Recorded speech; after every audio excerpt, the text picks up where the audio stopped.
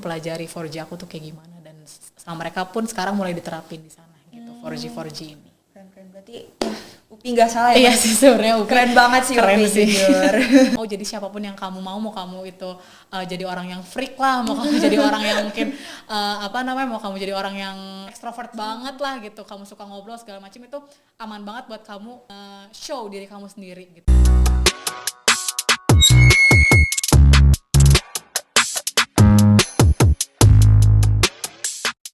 Selamat datang di Emerald Station volume 3 episode keempat. Sebelumnya kenali, nama aku Gwen. Di sini aku bakal jadi host kalian di episode kali ini. Tapi tentunya di sini aku nggak bakal sendiri. Kita bakal ngobrol bareng anggota aktif AIESEC, organisasi global yang udah terkenal banget di berbagai macam negara, contohnya Indonesia. Tapi sebenarnya apa sih itu AIESEC dan isinya tuh apa aja? Langsung aja kita sambut narasumber kita. Halo Teteh. Halo teman-teman MRL. Boleh dong Teh kenalin dirinya ke teman-teman semua. Oke, halo teman-teman semuanya. Perkenalkan, nama aku Nadira Putri Eliana. Aku bisa dipanggil Elia. Aku sekarang jurusannya di Manajemen Pemasaran Pariwisata angkatan 2022. Salam kenal semuanya. Salam kenal Teh. Sebelumnya nama aku Gwen. Aku dari jurusan MRL angkatan 24. Nah, kabar Teteh hari ini gimana? Baik gak? Alhamdulillah aku baik, sehat. Alhamdulillah sama Teh, aku juga baik. Nah, aku sebelum masuk mendalam gitu tentang AIESEC gitu ya, aku pengen nanya, waktu Teteh masuk AIESEC itu karena kepincut teman atau kayak emang tertarik dari awal gitu pengen masuk AIESEC? Oke, sebenarnya pertama kali banget aku tahu AIESEC itu pas aku SMA. Jadi ada kayak beberapa mahasiswa gitu yang datang ke sekolah aku, terus mereka kayak bikin volunteer di sana, kayak ngajarin, tapi mereka tuh ngajarnya bareng sama bule-bule. Nah di situ aku mulai tertarik nih, apa itu AIESEC, aku cari tahu tentang itu, tentang si AIESEC itu apa segala macem, dan ternyata AIESEC itu kan emang organisasi yang udah berdiri dari lama banget kan, dan udah ada di Indonesia itu dari tahun 2003 kalau nggak salah gitu. Nah, aku emang masuk AIESEC itu dari aku semester 1 banget nih. Aku semester 1 masuk ke MPP, aku kuliah di UPI, itu aku langsung daftar ke AIESEC Bandung gitu. Karena emang aku dari SMA-nya udah ngincer banget nih, aku pengen masuk AIESEC, kayak gitu. Berarti emang dari awal tuh Teteh pengen ngincer banget masuk AIESEC. Betul. Jujur Teh, aku juga salah satu orang yang daftar ke AIESEC pas maba, cuman sayangnya cuma sampai Google Form doang. Gitu. Jadi ya udah mungkin belum jodoh ya. Langsung aja kita ke pembahasan AIESEC ini teman-teman, biar kebayang juga. Teteh boleh jelasin dong sebenarnya organisasi AIESEC tuh apa sih dan tujuannya tuh apa Teh? Oke, sebenarnya AIESEC sendiri itu organisasi yang berkhususkan untuk kepemudaan. Nah, fokus kita itu adalah ke exchange. Jadi antara kita mengirimkan orang ke luar negeri untuk mereka entah itu volunteer, entah itu mereka mungkin magang, entah itu mereka untuk bekerja, untuk mengajar gitu.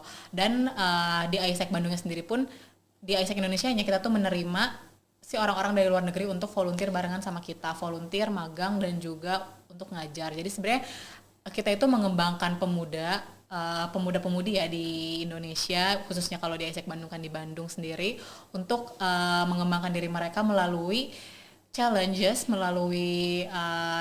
mereka dari si dunia exchange ini gitu. Jadi kita tuh nge-challenge mereka untuk ayo berkembang, ayo kalian belajar tentang diri kalian sendiri tapi melalui exchange-nya, melalui challenge yang ada di dunia exchange kayak gitu. Oh iya. Nah karena waktu itu nih ya, aku kan sempat daftar dan aku sempat stalking nih IG-nya AIESEC. Jadi aku tahu tuh beberapa program kayak Future Leadership sama Global Volunteer. Nah kalau misalnya dua program itu gimana tuh Teh? Apakah kita hanya volunteer biasa aja atau gimana? Oke. Spesifiknya karena aku juga kan dulunya tuh vice presidennya di AIESEC Bandung sendiri itu, aku di bagian global exchange kan, global volunteer gitu. Nah kalau misalnya si AIESEC Future Leader ini tuh lebih ke ngefokusin anak-anak muda untuk mereka tuh menjadi leader-leader yang leader-leader untuk masa depan. Mereka mungkin yang dulunya itu kayak nggak bisa public speaking, mereka grogi, mereka nggak bisa ngobrol di depan, mereka mungkin kayak introvert lah segala macam gitu. Harapannya dengan si AFL ini, si AIESEC Future Leadership ini tuh bisa ngebuat mereka ngedorong mereka untuk lebih berani lagi untuk mengembangkan diri mereka masing-masing. Nggak harus sesuai sama esensinya Isaac tapi sesuai sama diri mereka masing-masing aja gitu. Nah kalau aku di spesifiknya Global Volunteer itu aku tuh menerima orang-orang dari luar negeri untuk volunteer barengan sama aku di Indonesia, spesifiknya di Bandung kan. Nah di di volunteer itu ada banyak banget, dan untuk volunteer sendiri itu kita fokusnya di SDGs gitu. SDGs yang beberapa kali udah aku ambil itu ada SDGs nomor 2, SDG nomor 4, nomor 13, nomor 18, itu udah sering banget aku pakai untuk aku volunteer di sini gitu. Jadi nanti kayak misalnya ada bule-bule yang datang ke Bandung, mereka volunteer sama kita lewat SDG nomor 13 gitu. Nanti kita kayak ke alam, kita mungkin kayak mungut sampah di sungai kayak gitu-gitu gitu. Jadi kayak walaupun ada turis datang ke Bandung, mereka tuh bukan cuman rekreasi di sini, tapi mereka juga ngasih impact gitu, entah itu ke diri mereka sendiri atau mungkin ke lingkungan di saat mereka lagi volunteer di sini kayak gitu. Tapi kan dari tadi Teteh bilang kayak kita kan ngomongnya sama bule gitu ya, terus kayak dari luar ke dalam, dalam keluar, berarti Isaac ini tuh wajib banget bisa bahasa Inggris gitu Teteh? Sebenarnya kalau untuk wajib bahasa Inggris juga enggak sih, karena kan pada saat aku awal join Isaac pun aku nggak begitu bisa lancar bahasa Inggris, cuman karena emang aku di sana berkembang, aku di sana menggali diri aku sendiri, aku cari, terus aku kayak nge-push diri aku untuk oh iya aku kan masuk ke functional global volunteer nih, aku harus bisa dong bahasa Inggris, aku pengen dong ngobrol sama bule, karena kepengen aku sendiri untuk aku bisa diskusi, aku bisa ngobrol sama bule, aku tuh harus bisa bahasa Inggris dong gitu. Makanya aku dari situ aku secara nggak langsung aku tuh ke build sendiri untuk bisa bahasa Inggrisnya Belajar gitu. otodidak gitu ya. Iya. Soalnya tuh teman-teman aku dan aku juga sendiri sih kayak apakah bahasa Inggrisnya harus di ini banget gitu, karena takutnya jadi penghalang kan buat di Isaac-nya sendiri gitu. Kalau misalnya dari Teteh kan tadi udah cerita banyak-banyak soal exchange gitu kan, berarti pengalamannya udah banyak banget nih Teh.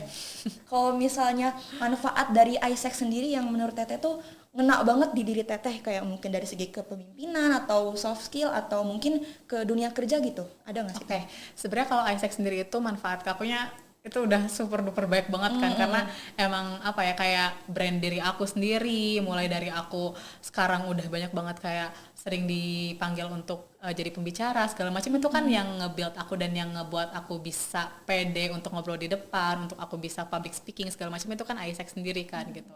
Terus aku sekarang bisa bisa exchange ke luar negeri juga itu karena aku lancar bahasa Inggris dari Isaac, aku bisa dapat leadership style aku dari Isaac. Sebenarnya tuh awal aku masuk ke kampus tuh aku nggak tahu leadership style aku tuh kayak gimana. Aku tuh orangnya itu apakah tukang ngatur kah, apakah aku itu orangnya yang emang nurut-nurut aja, atau misalnya aku ternyata orangnya itu yang biasa-biasa aja gitu. Nah aku tuh pengen cari tahu nih aku tuh orangnya kayak gimana, dan aku tuh nggak pengen biasa aja, aku tuh pengen extraordinary gitu. Aku tuh pengen ada sesuatu yang aku cari, aku kejar gitu. Nah aku join Isaac di sini ada sesuatu yang aku kejar, dan dari situ pun manfaat ke akunya itu ya aku tahu leadership style aku tuh kayak gimana gitu. Aku jadi lebih pede juga, aku punya banyak temen banget di nggak cuma di UPI tapi di kampus-kampus lain yang ada di Bandung, di kampus-kampus lain yang ada Isaac-nya juga di Indonesia, di UPN VY, UPN VJ, terus di Undip Semarang gitu, semuanya si teman-teman Isaac aku tuh ada banyak banget gitu, dan gak cuma di Indonesia juga, ada di luar negeri juga teman-teman Isaac aku gitu. Dan itu juga yang ngebuat aku pede untuk apply ke banyak banget si opportunity exchange, entah itu ada entah itu magang, entah itu mungkin freelance, entah itu exchange opportunity. Itu tuh ngebuat aku pede banget karena aku tuh jadi punya pengalaman walaupun kecil dan sedikit gitu deh. Dan aku tuh jadi jadi lebih, kalau misalnya lagi interview kerja gitu misalnya, atau misalnya kayak aku lagi interview untuk aku apply ke si opportunity lain, ya aku jadi lebih pede karena aku tuh punya at least sedikit pengalaman dari yang aku dapetin di Isaac kayak gitu. Jadi relasinya tuh cukup luas Betul, gitu ya Teh, dari iya. Isaac, karena Isaac Networknya itu banyak kan banget. nggak di Bandung doang, Betul, tapi di iya. luar negeri dan bahkan tuh di kampus-kampus di Indonesia juga Iya, kan. betul. Tapi ada nggak sih Teh pengalaman pribadi yang ngebuat Teh tuh ngerasa kayak untung dulu aku join Isaac gitu, mungkin lagi pas lagi di Isaacnya lagi organisasi gitu kan, untung aja aku ikut ini gitu. Aduh, apa ya? Oke, sebenarnya pengalaman aku pas aku exchange ke Malaysia pas 2023, aku kan ke Malaysia 6 bulan. Nah, di situ itu aku banyak banget ngobrol dan bertemu sama teman-teman aku yang dari negara-negara lain juga. Aku punya teman dari Cina, aku punya teman dari Jepang, dari Korea, dari Nigeria gitu. Banyak banget teman-teman aku yang kumpul bareng di situ, dan aku tuh bisa pede ngobrol sama mereka. Aku bisa apa ya kayak menjelaskan tentang Isaac itu apa ke mereka. Terus aku tuh bisa ikut ngasih impact gitu ke mereka untuk kayak menjelaskan apa ya. Karena kan si Isaac itu nge-shape aku untuk terus berguna untuk orang lain kan. Iya. Untuk aku tuh supaya bisa ngasih sesuatu atau dampak baik itu mungkin secara fisik ataupun moral ke orang lain kan. Nah, jadi aku tuh kayak ngasih ikatan gitu loh ke mereka itu, entah itu kayak aku ngasih mungkin bantuan ke mereka untuk kayak misalnya teman-teman aku di luar negeri itu banyak yang nggak tahu jalan apa bis-bis untuk ke arah kota gitu. Nah, aku tuh bisa bantuin mereka, aku bisa ngobrol dengan pede sama mereka, aku bisa dengan leadership style aku tuh aku bisa nuntun mereka untuk ayo nggak apa-apa ikut sama aku juga tahu kok. Aku juga nggak tahu kok bis untuk ke kota itu kemana, tapi nggak apa kita bisa figure it out bareng-bareng gitu. Nah itu tuh aku build personality yang kayak gitu tuh dari Isaac kayak gitu. Kalau misalnya kan tadi Teteh temennya banyak tuh dari luar negeri, dari Iya. berbagai negara gitu ya. Ada nggak sih temen dari luar negeri ini yang menurut Teteh berkesan banget di Teteh gitu kayak yang dari Apa negara ya? mana gitu? Oke, teman paling berkesan aku yang dari luar negeri. Sebenarnya teman-teman aku yang di Malaysia sih. Aku teman apa? eh Gini ya, di Isaac itu kan aku banyak menerima orang-orang dari luar negeri untuk mereka volunteer di Bandung gitu. Nah, semenjak aku exchange ke Malaysia, aku tuh jadi paham perasaan aku sebagai orang yang asing gitu, ngerti gak? Jadi kayak aku asing nih, aku warga yang non lokal datang ke suatu daerah yang aku nggak tahu, aku nggak kenal gitu. Aku datang ke sana tuh apa yang aku butuhkan? Aku butuh guide, aku butuh orang yang ngasih tahu aku ini harus kemana gitu. Aku butuh orang untuk ngasih tahu aku boleh makan apa. Aku nggak tahu bahasa di sana itu kayak gimana. Aku butuh orang untuk ngasih tahu aku bahasa ini tuh kayak gimana, bahasa ini tuh kayak gimana, bahasa yang baik, bahasa yang buruk sana tuh kayak gimana gitu. Nah, gara-gara aku exchange ke sana, aku tuh pas aku balik lagi ke Bandung, aku tuh bisa nge-treat volunteer aku tuh dengan lebih baik lagi gitu. Aku bisa kayak bantuin mereka, oh iya aku tuh ada di posisi mereka gitu loh, kayak aku tuh pernah di posisi kalian gitu loh. Jadi kayak pas aku ke Bandung lagi aku tuh nge-treat mereka sebaik mungkin gitu, sebaik yang aku mau pada saat aku exchange ke luar negeri gitu. Jadi aku tuh kayak bantuin mereka juga untuk cari tahu jalanan, aku bantu mereka pesenin Gojek segala macem gitu, dan itu tuh yang ngebuat mereka tuh jadi deket sama aku, jadi attach sama aku gitu. Dan teman-teman aku yang pas itu nolongin aku di Malaysia itu tuh teman-teman yang paling sangat-sangat berkesan bagi aku gitu di sana. Kalau misalnya kan kita keluar negeri ke dalam negeri pasti ada namanya culture shock ya Teh. Iya betul. Kalau misalnya dari Teteh sendiri ke Malaysia ada nggak sih culture shocknya? Mungkin karena kita serumpun kan ya sama Iya. Malaysia, agak mirip-mirip dikit tapi pasti ada sih culture shocknya. Culture shocknya sebenarnya di Malaysia itu apa ya? Yang aku tahu sih di sana selama aku di sana itu banyak banget orang-orang dari yang nggak cuman dari Malaysia, nggak Melayu asli gitu. Banyak orang dari Bangladesh, banyak orang dari India, dari apa mungkin dari Cina segala macam, Hong Kong gitu.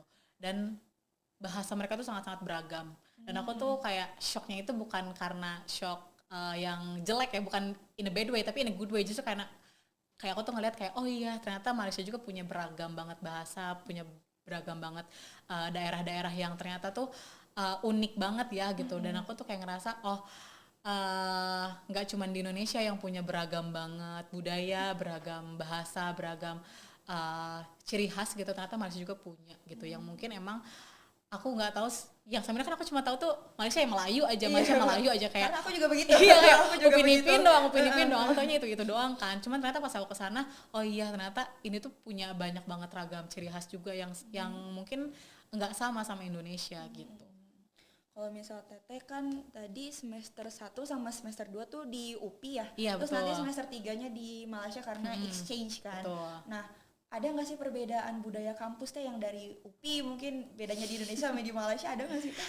Oke, aku tuh di Malaysia itu kan di kampus Selangor. Selangor itu di atas Kuala Lumpur. Aku pas itu exchange ke universitas namanya Universitas Teknologi Mara Malaysia gitu. Nah, bedanya mungkin kalau di sini sama di sana, kalau di apa ya, culture-nya itu. Sebenarnya kalau di UPI itu tuh kita kan lebih banyak kendaraan ini ya, kendaraan pribadi kayak motor Iya, sama mobil. bener. Kalau motor mungkin udah cuma sampai bawah doang kan. Tapi kalau misalnya di sana itu kita hanya bertransportasi menggunakan kaki, jalan kaki Oh iya. atau pakai bis. Udah dua itu doang. Si kendaraan iya. yang ada di kampus sana itu. Dan aku tuh kan stay-nya di dorm dalam kampus kan. Nah, selama aku di dorm dalam kampus ini tuh ada banyak banget aktivitas yang bisa aku lakuin gitu. Entah itu kita bisa maraton atau mungkin ada gym juga di sana gitu. Dan culture apalagi ya mungkin yang uh, paling berbeda sama di sini dan di Malaysia itu ini sih, kalau di sini itu kita kan sangat-sangat menjunjung tinggi greeting ya, greeting, grooming dan lain-lain. Kalau di sana 4G iya ya. betul 4G-nya MPP itu kan. Kalau di sana mungkin kita nggak begitu terlalu terlalu resmi untuk ngelakuin hal-hal kayak gitu gitu. Cuman ternyata 4G yang aku terapin di MPP itu greeting, grooming, gesture sama global ethic ini tuh ternyata sangat-sangat dicontoh di Malaysia itu. Jadi pas aku kemarin ke sana aku bawa culture aku yang 4G ini ke Malaysia, mereka tuh mempelajari 4G aku tuh kayak gimana dan sama mereka pun sekarang mulai diterapin di sana gitu 4G ini. Keren berarti Upi nggak salah ya. Iya sih sebenarnya Keren banget sih keren Upi sih. jujur.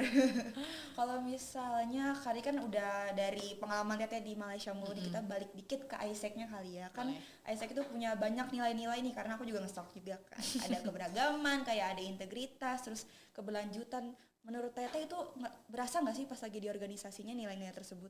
Oke, nilai-nilai kayak di Isaac itu kalau ada 4 atau 5 gitu si essence Isaac itu. Ada sustainability, living diversity, terus ya aku lupa lah 4 lagi tuh ada nilai-nilai ada yang banyak di aja Isaac gitu ya. essence gitu ya. Kalau aku tuh kerasa karena mungkin aku orangnya yang terjun langsung gitu. Aku kan volunteer. Aku langsung merasakan dampaknya ke masyarakat, ke aku, ke lingkungan sekitar aku, ke orang-orang yang ikutan sama aku gitu. Aku ngerasain semua dampak-dampaknya dan itu tuh nggak cuman valuable ke diri aku sendiri tapi valuable juga ke orang lain. Jadi seberusaha mungkin dampak-dampak atau si value-value yang si Isaac itu didapetin ke aku itu tuh aku deliverin juga ke orang lain gitu. Aku pengen kayak orang lain tuh saat aku lagi volunteer, saat aku lagi bikin program itu tuh seberusaha mungkin gak cuman aku yang dapetin efeknya atau impactnya. Nah aku tuh pengen impact yang aku rasain itu dirasain juga sama orang lain, sama departemen-departemen aku, sama anak-anak aku, sama si peserta-peserta aku gitu, sama semua orang yang berkontribusi barengan sama aku tuh pengen mereka tuh ngerasain apa yang aku rasain juga kayak gitu. Jadi itu sangat-sangat dirasakan banget sih di dari aku. organisasi. Berarti nilai-nilai itu kan berhasil lah diterapkan Betul. di Isaac.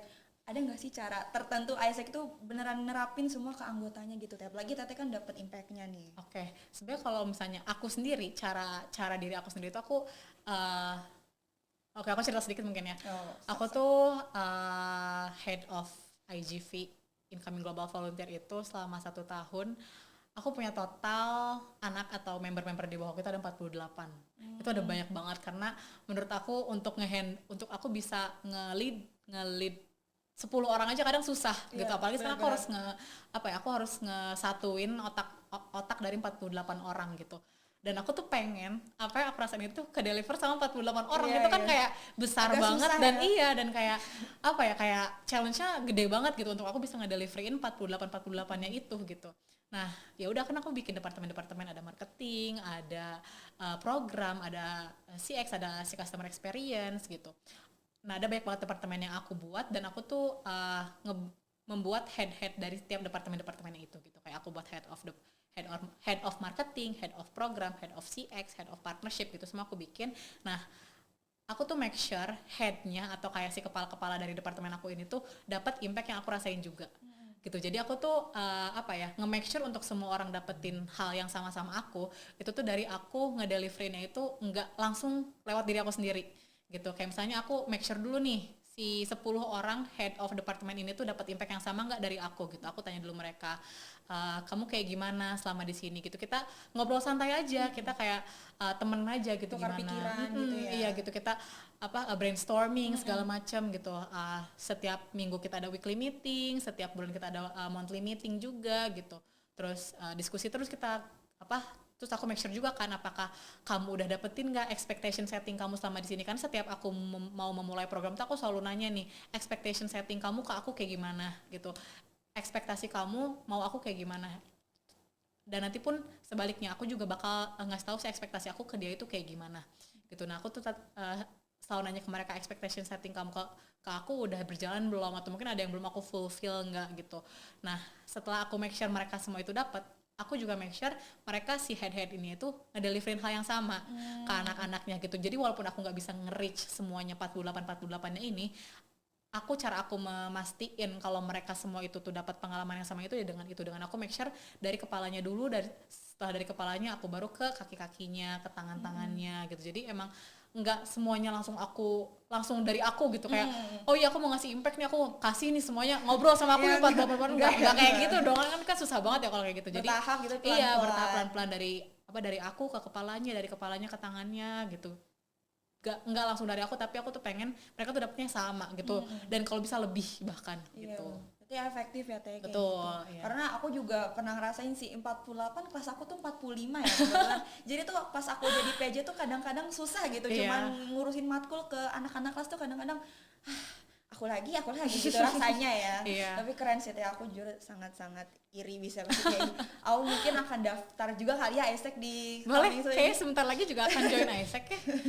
Oh kalau misalnya nih Teh, aku kan Gen Z nih ya, Teh kan juga Gen Z ya. Biasanya kita kan gak jauh-jauh dari digital, teknologi gitu ya. Ada gak sih program-program di ISEC ini tuh yang ngebekali kita gitu Teh, dengan jadi kita bisa lebih melek teknologi gitu Teh untuk dunia kerja? Oke, sebenarnya kalau misalnya event-event yang kayak gitu, atau mungkin kayak sebenarnya kalau misalnya hal-hal yang spesifik kayak digital marketing, kayak mungkin IT yang kayak gitu-gitu tuh enggak kita bikinin sebagai program, tapi kita tuh bikinnya sebagai kayak seminar gitu, seminar session.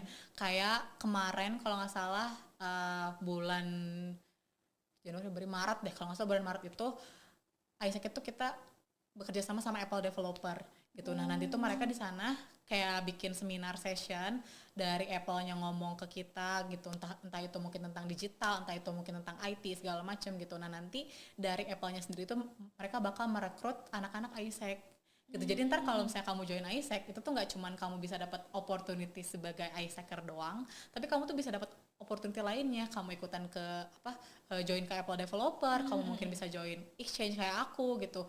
Jadi ada banyak banget sih opportunity yang bisa kamu buka once you join ISEC in Bandung gitu. Nah jadi kayak kalau soal digital marketing kayak gitu, of course kita sangat-sangat melek banget tentang digital, tapi mungkin caranya bukan dengan program ya, tapi mungkin dengan seminar atau mungkin dengan personal aja gitu.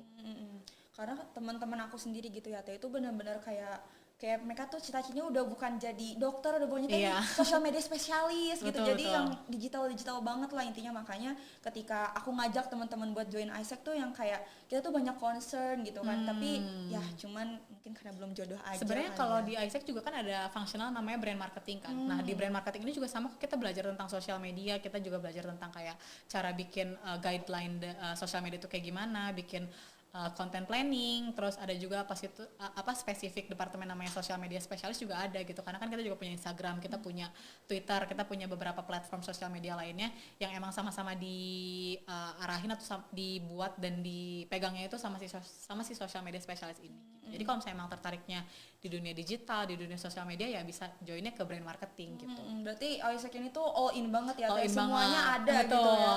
Kalau kamu maunya HR ada TM di sana, kalau kamu maunya volunteer kayak aku juga ada GV gitu, ada banyak banget kok di sana. Nggak cuman spesifik tentang exchange, cuman kayak misalnya kamu sebatas kamu mau belajar tentang leadership lah, itu kamu join di ISEC juga itu udah bisa banget sih. Nah tuh teman-teman yang pengen tuh ya udah yang melek sosial media, pokoknya langsung aja lah join ISEC in Bandung. Jangan lupa kepoin Instagramnya ya. Oh ya Teh, ini pertanyaan terakhir sebelum ke penutup nih. Aku pengen nanya, kan tadi banyak banget pengalaman Teteh soal ISEC, terus program-programnya, exchange. Sebenarnya apa sih yang membuat ISEC ini berbeda dari organisasi lain gitu? Karena mungkin ya orang lain tuh masih mikir kayaknya ISEC nih organisasi kayak yang lain gitu, mungkin cuma rapat doang atau gimana gitu Teh. Apa yang membedakan gitu? Oke. Sebenarnya kalau yang membedakan itu culture yang kita bawa, esensnya ISEC itu apa sih esen yang tadi yang ada 5 itu kan, ada singkatannya itu SELADA gitu. Cuman aku lupa apa aja sih SELADA itu. Ada striving for excellence, terus E-nya enjoying participation, L-nya living diversity, E-nya lagi aku lupa, D-nya itu aku lupa. apa pokoknya ada 5 aja si essence Isaac itu. Nah si 5 essence ini itu yang membuat Isaac itu berbeda gitu. Jadi kita tuh punya sesuatu yang kita pegang, punya value yang kita pegang dan mau kita implement dan impact ke semua orang gitu. Walaupun emang nanti mereka mungkin nggak ngikutin si 5 ini ya, mungkin mereka nggak akan jadi orang yang kayak oh ya aku living diversity banget nih, aku orangnya sangat-sangat sustainability banget gitu. Aku sebenarnya nggak harus kayak gitu pun nggak apa-apa, tapi kita tuh bisa ngedevelop mereka lewat essence ini gitu. Mereka tuh bisa growing, mereka bisa tumbuh itu tuh lewat si essence Isaac ini gitu. Dan opportunity kita pun yang kita buka itu tuh nggak sedikit gitu, ada banyak banget. Entah itu kamu yang kayak tadi gitu dari Apple juga bisa merekrut anak-anak Isaac gitu. Terus aku juga sempat ikutan programnya Binar yang dari Jakarta itu, kalau nggak salah ada si Academy Institution gitu. Itu sama-sama merekrutnya anak-anak Isaac juga gitu. Jadi emang Isaac ini tuh nge-shape kamu untuk jadi orang yang lebih siap untuk nanti tuh entah itu di dunia kerja, entah itu mungkin dari opportunities Isaac-nya sendiri gitu. Dan Isaac itu tuh tempat yang sangat-sangat aman untuk kamu mau bikin salah, kamu mau growing, pokoknya kayak tempat kalau kamu tuh bisa aman banget mau jadi siapapun yang kamu mau kamu itu jadi orang yang freak lah, mau kamu jadi orang yang mungkin mau kamu jadi orang yang ekstrovert banget lah gitu, kamu suka ngobrol segala macam, itu aman banget buat kamu nge-show diri kamu sendiri gitu. Jadi bedanya itu karena kita nge-shape orang di Isaac itu banyak banget perbedaannya, banyak banget ciri khasnya masing-masing gitu. Mereka tuh punya ciri khasnya masing-masing tapi nggak kita beda-bedain, dan semuanya itu tuh berkembangnya lewat lewat si essence Isaac ini, walaupun emang hasilnya beda-beda. Dan justru itu yang bikin uniknya gitu. Justru kan dari mereka berkembang jadi diri mereka masing-masing kan, justru itu yang kita cari, yang kita kayak this is who you are gitu di Isaac itu. Walaupun dengan cara yang sama tapi outputnya tuh beda-beda. Betul, dan itu yang membuat keberagaman Isaac itu sendiri. Benar. Oke Teh, sebelum aku tutup nih, boleh dong kesan dan pesan buat teman-teman yang pengen join Isaac tapi masih ragu Teh. Mungkin setelah dengar Teh langsung jadi join gitu Isaac. Sebenarnya kalau buat aku sendiri itu Isaac adalah pengalaman yang gak akan pernah bisa aku lupain, dan itu adalah salah satu impact paling besar yang ada di hidup aku gitu. Turning life point aku itu ada di Isaac. Semua diri aku itu, hidup aku itu berubah semuanya di Isaac gitu. Dan aku dari yang negatif jadi positif, aku yang dari yang nggak bisa apa-apa jadi bisa segalanya gitu. Itu tuh semuanya dari Isaac gitu. Jadi everything that you will gonna do in Isaac in Bandung, di Isaac sendiri, mau di Isaac manapun itu, it will going to change your life but to be better. Guys, jangan lupa join Isaac dimanapun Isaac itu, di kampus lain, di Bandung, bisa aja juga ketemu sama Teh. Iya betul. Nah, jadi buat kalian yang pengen banget ngeasah gitu kemampuan leadership kalian, bisa banget join di Isaac. Oke. Terima kasih banyak ya Teteh udah ngobrol bareng aku. Aku jadi banyak banget dapat insight jujur, walaupun emang gak secara langsung ya, cuma dari cerita-cerita Teteh, tapi aku jadi aku akan join Isaac deh kayaknya. Aku akan berjuang daripada cuma daftar di Google Form doang ya. Betul, lanjutin. Mungkin kita akan bertemu ya, nggak ada yang tahu. Semoga ya kita bisa bertemu lagi ya nanti. Oke, teman-teman, terima kasih udah dengerin sampai akhir Emerald Station episode 4 ini. Jangan lupa nonton di episode selanjutnya ya. Dadah.